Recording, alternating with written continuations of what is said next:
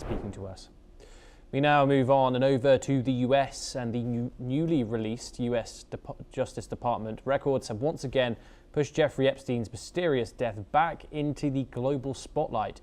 More than 6 years after the disgraced financier was found dead inside a New York jail cell, fresh disclosures have revived doubts about the official narrative and raised troubling questions about what authorities knew and when.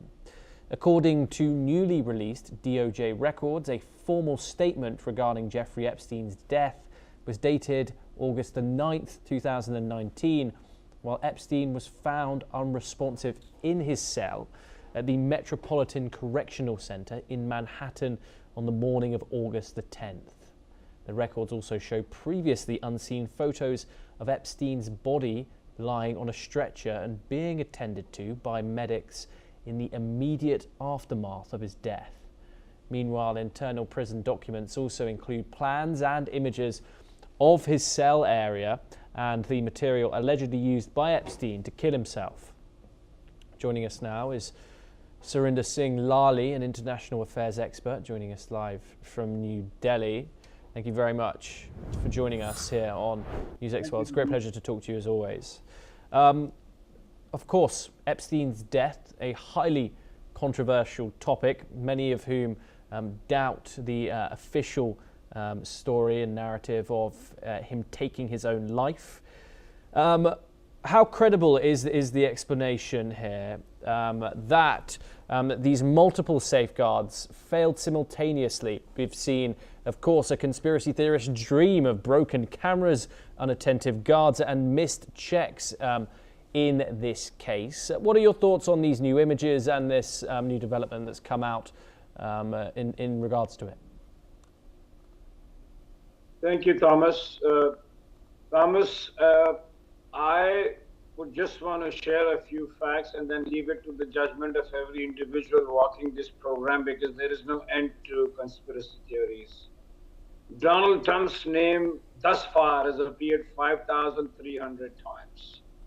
Bill Gates, 2,592. Steve Bannon, 2,901. Bill Clinton, 1,210.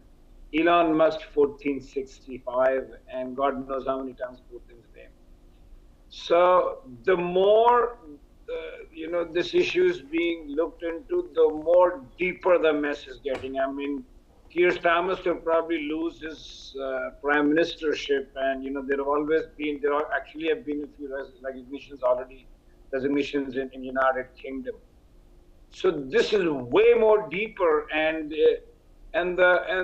what's extremely sad is that the more things get revealed, the more, and it makes me sick in the stomach to what all has been coming out, and God knows who else will be a part of this muck and this cesspool, because every time they get to see those 3 million documents, I believe they've only seen thus far out of the 6 million, and nobody knows which head of the state would be involved, which philanthropic would be involved, which wheeler dealer would be involved. I mean, there is enough evidence that people are talking that Jeffrey Epstein was like a Mossad / KGB / CIA agent. So he was kind of, triple timing. And look at the influence that he had access to the Buckingham Palace. He had access, to the White House, and he was fixing meetings between the head of the state. So this is way beyond just, sleaze, sex with minors kind of a scandal. It was involved in kickbacks, in governments, and not just in the east or the west, but I guess all across the world. And I believe today Ghislaine Maxwell is also going to appear in front of the Congressional Committee, and I don't think she's going to be speaking much and might plead the fifth, which even Jeffrey did in some of his last interviews. And I guess the members of U.S. Congress will also be able to review the documents, and it's unfortunate that they're not allowed any electronic devices, no photos or no copies being automated. So Thomas, the last is and the worst is yet to come. This is way more deeper, And I'm sure we'll be doing a lot more programs on this.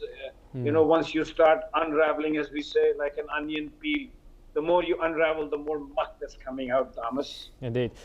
Surinder Singh, do stay with us as we turn over to a related development. And British police have confirmed that they are now investigating allegations of misconduct in public office against Andrew Windsor Mountbatten, formerly Prince Andrew, of course, after emails surfaced suggesting that he may have passed potentially confidential reports to Jeffrey Epstein.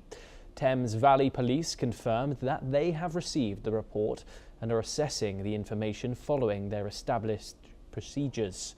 The emails were part of US government files on the late sex offender, which were released last month. Anti-monarchy activist Graham Smith, who leads the pressure group Republic, filed the police report. Surinder Singh joins us once again on this story. What does this say about some of Epstein's closest circle? Of course, we've seen the likes of royalty and ministers in the UK be affected by this. Epstein certainly cast his net very, very far and very high places as well. What does this say if this investigation and how this investigation goes about the impact and implications that and influence that he had on powerful figures as far as the United Kingdom? Yeah, Thomas, I think Keir Starmer has ran out of any political capital that he had, and he's probably also sitting on the edges. So I'm not too sure how long the British Prime Minister will be able to hold on to his seat.